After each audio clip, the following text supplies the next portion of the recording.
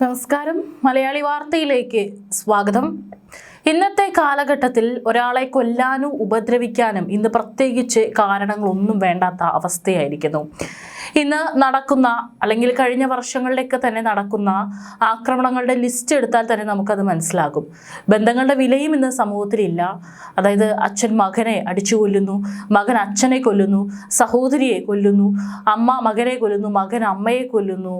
ഇതൊക്കെ തന്നെ ഇന്ന് വളരെ ഒറ്റപ്പെട്ട വാർത്തകൾ എന്ന് പറഞ്ഞ് നമുക്ക് തള്ളാൻ സാധിക്കില്ല. കാരണം ഇത്തരത്തിലുള്ള നിരവധി വാർത്തകൾ വരുന്നുണ്ട്.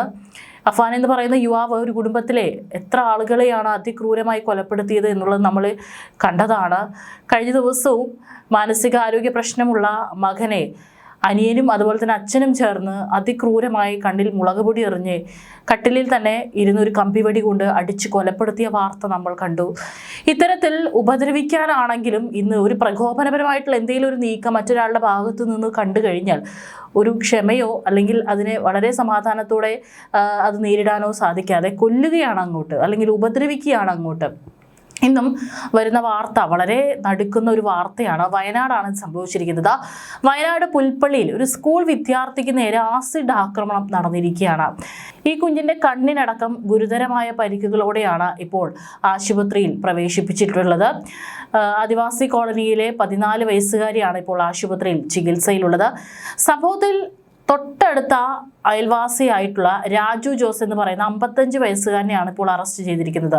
അപ്പം എന്താണ് ഇയാൾ വളരെ 14 വയസ്സ് മാത്രമുള്ള ഒരു കുഞ്ഞിനോട് ആസിഡ് എടുത്ത കുഞ്ഞിന്റെ മുഖത്തൊഴിക്കാനുള്ള ഒരു കാരണം എന്നുള്ളത്.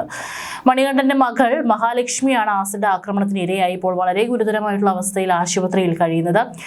കുട്ടിയുടെ സ്റ്റുഡന്റ് പോലീസ് യൂണിഫോം പ്രതി ആവശ്യപ്പെട്ടിരുന്നു.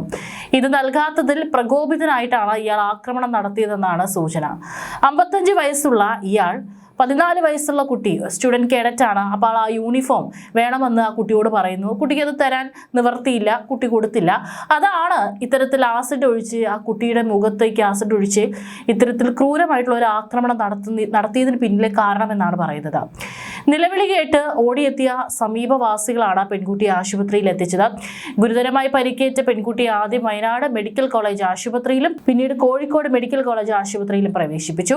പ്രതിയെ പുൽപ്പള്ളി പോലീസ് കസ്റ്റഡിയിലെടുത്ത് വിശദമായി ചോദ്യം ചെയ്തു വരികയാണ്. സംഭവത്തെക്കുറിച്ച് കൂടുതൽ വ്യക്തത വരുന്നതേ ഉള്ളൂ എന്നാണ് പോലീസ് അറിയിച്ചിരിക്കുന്നത്. വേലിയമ്പം ദേവി വിലാസം വൊക്കേഷണൽ ഹയർ സെക്കൻഡറി സ്കൂളിലെ 8ാം ക്ലാസ് വിദ്യാർത്ഥിനിയായ മഹാലക്ഷ്മിയാണ് സ്കൂൾ വിട്ട് വീട്ടിലെത്തിയ സമയത്ത് പ്രതി ആസിഡ് ആക്രമണം നടത്തിയത്. വെള്ളിയാഴ്ച വൈകിട്ട് 5 മണിയോടെയാണ് സംഭവം ഉണ്ടായിരിക്കുന്നത്. പെൺകുട്ടി വീട്ടിലെത്തിയതിന് പിന്നാലെ തന്നെ അവിടേക്ക് പ്രതി ഓടിയെത്തുകയായിരുന്നു. പിന്നീട് കയ്യിൽ കരുതി ആസിഡ് എടുത്ത് കുഞ്ഞിന്റെ മുഖത്തേക്ക് ഒഴിക്കുകയായിരുന്നു.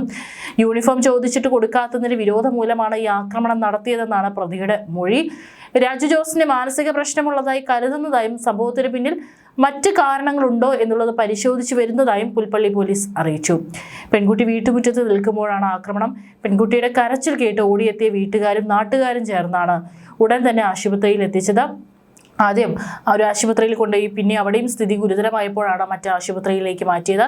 പെൺകുട്ടിയുടെ കണ്ണിനടക്കം ഗുരുതരമായി പരിക്കേറ്റിട്ടുണ്ട്. കൂടാതെ മുഖത്തും കഴുത്തിലും മുൻഭാഗത്തുമായി ഏകദേശം 40% പൊള്ളലേറ്റിട്ടുണ്ടെന്നാണ് അറിയാൻ സാധിച്ചത്.